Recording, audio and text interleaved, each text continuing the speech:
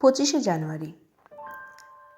স্কুলটা প্রতিদিনের তুলনায় আজ কিছুটা শান্ত, তবে ঠিক শান্ত বলাও যায় না। আগামীকালের ছুটির আমেজটা আজ থেকেই প্রায় শুরু, অন্তত স্কুলের পরিবেশ তাই বলছে। প্রণববাবু স্কুলে ঢুকতে ইংরেজি শিক্ষিকা মিস সুদক্ষিণা বসুর সাথে দেখা। গুড মর্নিংয়ের আদান প্রদান শেষ হলে নানা কথোপকথনের মধ্যে দিয়ে প্রণববাবু প্রতিবারের মতো আগামীকালও স্কুলের অনুষ্ঠানে আসছেন কিনা জিজ্ঞেস করায় তিনি অত্যন্ত আনন্দিত এবং উৎফুল্লতার সঙ্গে সম্মতিসূচক মনোভাব প্রকাশ করে ঘাড় নাড়লেন। পেশায় আর্ট টিচার প্রণব লাহিড়ী আঁকা এবং সাজসজ্জা ছাড়াও বাকি সব পারফর্মিং আর্টসের ক্ষেত্রেও বেশ তৎপর। গানের সুর হোক কিংবা নাটকের সংলাপ, স্কুলের যে কোনো অনুষ্ঠানে এগুলো এক মুখ্য চাহিদায় লিপ্ত হয়েছে। প্রণববাবুও বেশ উপভোগ করেন ব্যাপারটা। এদিকে কথায় কথায় খেয়াল করলেন ইতিমধ্যে ক্লাসরুমে কাগজের এরোপ্লেন ওড়া শুরু হয়ে গিয়েছে। হই হট্টগোলে শিশুর দল সপ্তমে গলা চড়িয়েছে। প্রণববাবু কোনো রকমে তখনকার মতো কথা থামিয়ে দ্রুত পা চালালেন শ্রেণীকক্ষের উদ্দেশ্যে। ক্লাসে ঢুকতেই সরল মনের অধিকারী শিশুর দলের থেকে উপচে পড়া গুড মর্নিং স্যারের অভিনন্দনের ঝড় প্রণববাবুর প্রাণটাকে সতেজ করে তুলল। এই ক্লাসটা ওদের কাছে খুব প্রিয়। স্বেচ্ছাচারিতাটা যেন এই ক্লাসেই বেশি প্রাধান্য পায়। প্রণববাবু ওদের শান্ত হতে বললেন এবং নিজেদের আঁকার খাতা, পেন্সিল, রবার, রং ইত্যাদি বার করতে বললেন। ছোট ছোট হাতগুলো যখন আঁকার খাতা খুলতে ব্যস্ত, তখন প্রণববাবু খুব শান্ত ভঙ্গিমাতে ওদের কাছে আগামীকালের উপলক্ষ সম্পর্কে জানতে চাইলেন।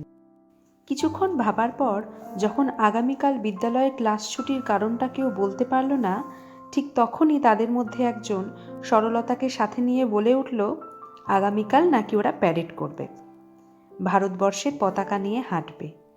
বিদ্যালয় মানেই যাদের কাছে পড়াশুনো, হঠাৎই আচমকা বিদ্যালয়ের ক্লাস মুক্ত অপ্রত্যাশিত একটা দিন ওদের মনে কতটা উৎফুল্লতা সৃষ্টি করেছে তা প্রণববাবু খুব ভালোই টের পেলেন একজন শিক্ষকের দূরদৃষ্টি দিয়ে।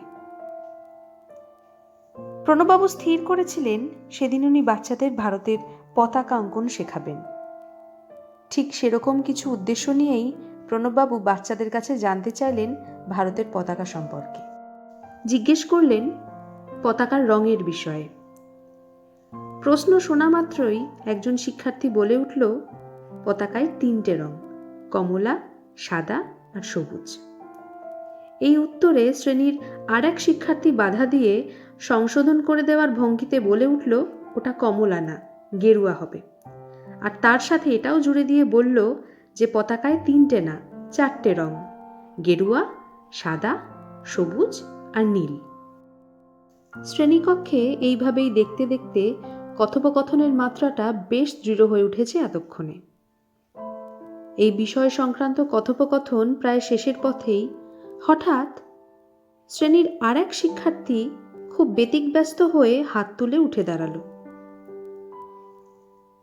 ক্লাসের বাকি সবাই খুব হকচকিয়ে অপ্রত্যাশিত দৃষ্টিতে ওর দিকে তাকালো। অভি, কিছু বলবে?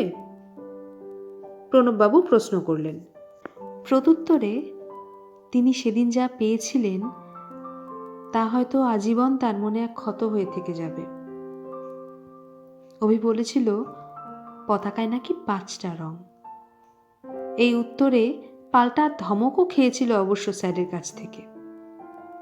কিন্তু শিশুর সরল মনের নরম জেদটা তো কোনো রকম ধমকের কাছে হাত স্বীকার করে না। ব্যাখ্যা হিসাবে সে যা বলেছিল তা কতকটা এরকম, স্যার, আপনি বিশ্বাস করুন, আমি দেখেছি পতাকায় 5টা রং। পুজোর সময় ওরা যখন আমার বাবাকে পতাকায় মুড়ে পাঠালো, তখন আমি দেখলাম স্যার, 1টা, 2টো, 3টে, 4টে, আর হ্যাঁ 5টা রং ছিল স্যার। এই গেরুয়া, সাদা, সবুজ, নীল আর লাল লাল অনেক ছোপ দেখেছিলাম স্যার। তাহলে আপনি বলুন, হলো কি না 5টা রং? প্রণববাবুর এই এত বছরের শিক্ষকতার অভিজ্ঞতাকে যেন এক ধাক্কায় তুচ্ছ প্রমাণ করে দিল অভি। পরিচিত পরিধির বাইরে এমন এক বৃহত্তর পরিধির কঠিন বাস্তব সত্য প্রণববাবুর চোখ ভিজিয়ে তুলল। তার গলার কাছে যেন কোনো এক অজানা কঠিন বস্তু বারংবার আঘাত করতে লাগলো। চোখে আঙুল দিয়ে অভি বুঝিয়ে দিল, 4 রঙের পতাকাতে ওই 5 নম্বর রংটার স্থান আজ মানুষের চোখের মোটা পর্দার পেছনে। প্রণববাবুর মন ডুকরে ডুকরে কাঁদতে থাকে এই গাঢ় সত্যের আঘাতে। বছরের প্রথমেই বাড়িতে নতুন ক্যালেন্ডার এলেই ওই 15ই আগস্ট আর 26শে জানুয়ারির মতো লাল দাগানো দিনগুলোতেও স্কুলের সাংস্কৃতিক অনুষ্ঠানে কি গান গেয়ে শ্রোতাদের আরেকবার বাহবা কুড়োবেন তার প্রস্তুতি চলতে থাকে। প্রণববাবু অনুভব করলেন, অভির বাবার মতো মানুষেরা না থাকলে হয়তো এই দিনগুলো আলাদা করে স্মরণীয় তকমাটা পেত না। ওনার মতো মানুষেরা আঘাতের পর আঘাত সহ্য করে ঢাল হয়ে আমাদের রক্ষা না করলে হয়তো এই দিনগুলো আমরা উদযাপন করতে পারতাম না। ওনাদের রক্তস্রোতে পরিশুদ্ধ হওয়া ভারতবর্ষের কোলে আমরা নিতান্তই ক্ষুদ্র মনের জীব মাত্র। প্রণববাবু কোনো রকমে নিজেকে সামলে নিয়ে এবার অভিকে নিজের বুকে টেনে নিলেন। আসলে প্রণববাবুর মতো এই পতাকার পঞ্চম রংটি শুধুমাত্র আমাদের দেশের শহীদ পরিবারই দেখতে পায়। আর আমরা বাকিরা দেশপ্রেম বলতে আলমারি থেকে বের করা কাঁচা ইস্ত্রি করা ধবধবে সাদা পোশাকে জনগণমনগে দেশের প্রতি সম্মান প্রদর্শনের চেষ্টা করি। তার সাথে উপরি উইকেন্ড ছাড়াও আরও একটা ছুটির দিন। সবশেষে এই মানুষগুলোকে জানাই শতাধিক কুর্নিশ, যাদের দেশের প্রতি নিঃস্বার্থ জীবনযুদ্ধ আমাদের নিঃশ্বাসটুকুকে বাঁচিয়ে রেখেছে। জয় হিন্দ, জয় জওয়ান।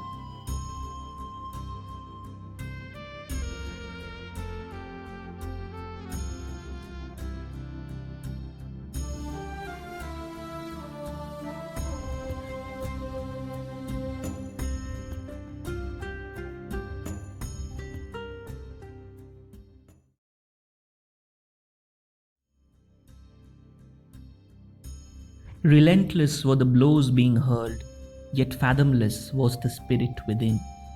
Standing in unison against the tide, never to surrender, never to give in. It was ruthless and it lasted. It lasted the length of 10 score years. Hated, denied, humiliated, disgusted. The time had come for an ardent reply. The roots of imperialism were so deep through. Plain sailing it would never be. The struggle for freedom, the struggle for life became the order for us and we. Those brave souls with their lives at stake held their front against the mighty threat. Fear, eh? Haven't heard of such. Marched forward, marched together. The tunes of which still gives us shivers, kadam kadam barhaye ja. Many a man laid their lives for which they had no regrets. They climbed the gallows with a smile, with hearts full of pride crying Vande Mataram. The freedom of today we savor at ease came at a price much too dear. It's up to us to pay the heed as we bask in the aura of Khushi Ke Geet.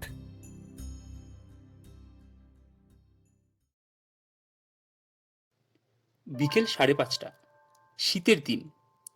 Kaiser স্ট্রিটের ঘিঞ্জি গলির মধ্যে থেকে ব্যস্ত office ফেরত মানুষের ভিড় কাটিয়ে খানিকটা হন্তদন্তভাবেই অশোকবাবু শিয়ালদা স্টেশন অভিমুখে চলেছেন। মনে একটাই শঙ্কা, আজও বুঝি 6:10 ট্রেনটা মিস হয়ে যাবে। মোড়ের মাথায় পৌঁছতেই দীনেশের সাথে দেখা।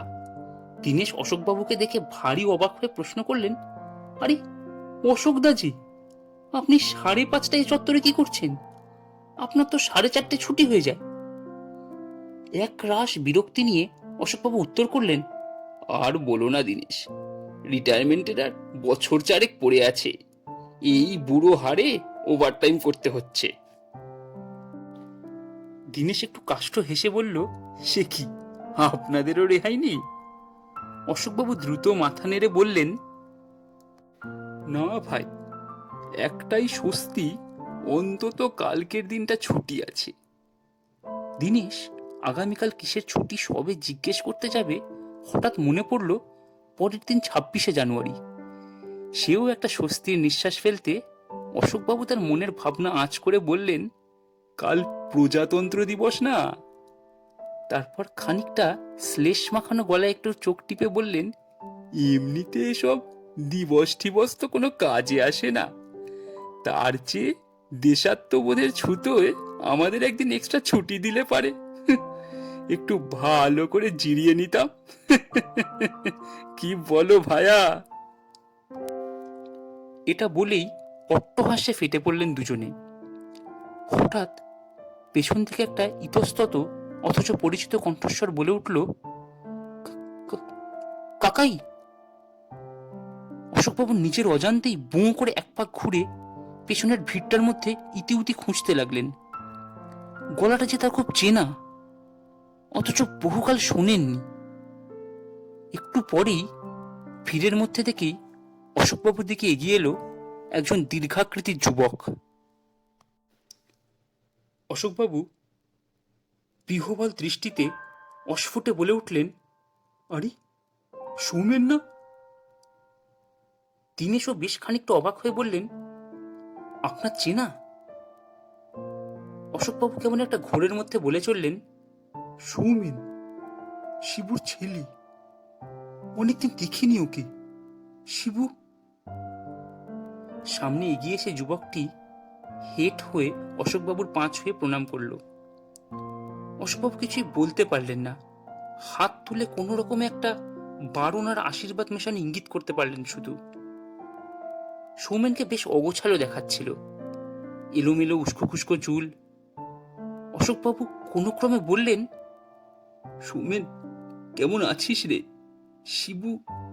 আর বলতে পারলেন না, গলার কাছে কি একটা যন্ত্রণা মাখানো ক্ষোভ যেন তলা পাকিয়ে গেল। সৌমেনই বলে উঠল, কাকাই, আপনি সেই বাবার সাথে কথা কাটাকাটি হয়ে গ্রাম ছেড়ে চলে গেলেন, তা প্রায় বছর 5 আগে। অনেকবার আপনার সাথে দেখা করব ভেবেছি, কিন্তু ভয়ে, আর আপনি কি মনে করবেন এই ভেবে ইচ্ছে থাকলেও কখনো যোগাযোগ করার চেষ্টা করিনি। অশোকবাবু সৌমেনের কাঁধ দু হাতে চেপে ধরে কোনো রকমে অশ্রুসিক্ত ভাব গোপন করে সৌমেনের কাছে উনার আপন ভাই শিবাশিস অর্থাৎ শিবুর কথা জানতে চাইলেন। সৌমেন যেন কিছুতেই বলতে পারছিল না ও যে কথাটা বলতে চাইছিল।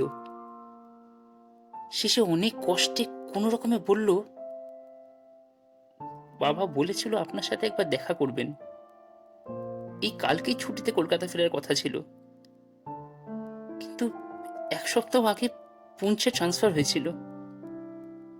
খবরে দেখেছেন নিশ্চয়ই। বাবার আর ফেরা হলো না কাকাই। অশোকবাবুর পুরো পৃথিবীটাই কেমন টলে গেল। উনি আর দাঁড়িয়ে থাকতে পারলেন না, পড়েই যাচ্ছিলেন। কোনো রকমে এক হাত দিয়ে ফুটপাথের পাশে রেলিং ধরে সামলে নিলেন, আরেকটা হাত সৌমেনই এগিয়ে এসে চেপে ধরল। পুঞ্চের ঘটনাটা কাগজে পড়েছিলেন এবং টিভিতেও দেখেছিলেন।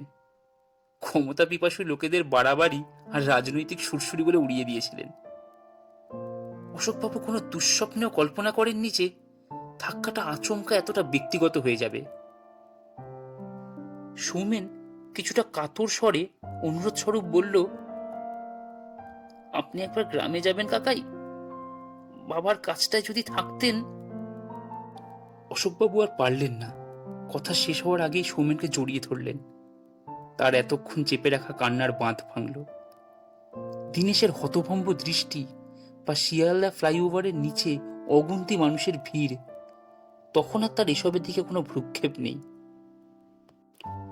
যাদের নিশিদিন নিশ্ছিদ্র প্রহরার জন্য অশোকবাবুর মতো অসংখ্য ভারতবাসী নিশ্চিন্তে নির্বিঘ্নে জীবনযাপন করছেন, তাদেরকে কতটুকু বা প্রাপ্য সম্মান ফিরিয়ে দিতে পারেন।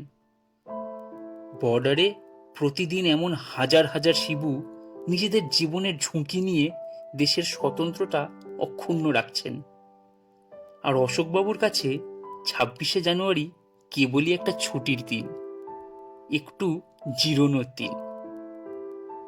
সৌমেনের দিকে আর মুখ তুলে তাকাতে পারছিলেন না অশোকবাবু। লজ্জায় মাটিতে মিশে যেতে ইচ্ছে করছিল। সত্যি কতটাই বা খবর রাখেন তিনি। এদিকে চায়ের আসরে, ট্রেনের আড্ডায় এদের নিয়ে সমালোচনার ঝড় তোলেন। সৌমেনকে কাছে টেনে নিয়ে আবার স্টেশনের দিকে হাঁটতে শুরু করলেন। ভীষণ খারাপ লাগার মধ্যেই টের পেলেন কাল একটা বেশ অন্যরকম দিন যাবে, বেশ অন্যরকম একটা 26শে জানুয়ারি। देश मेरे देश में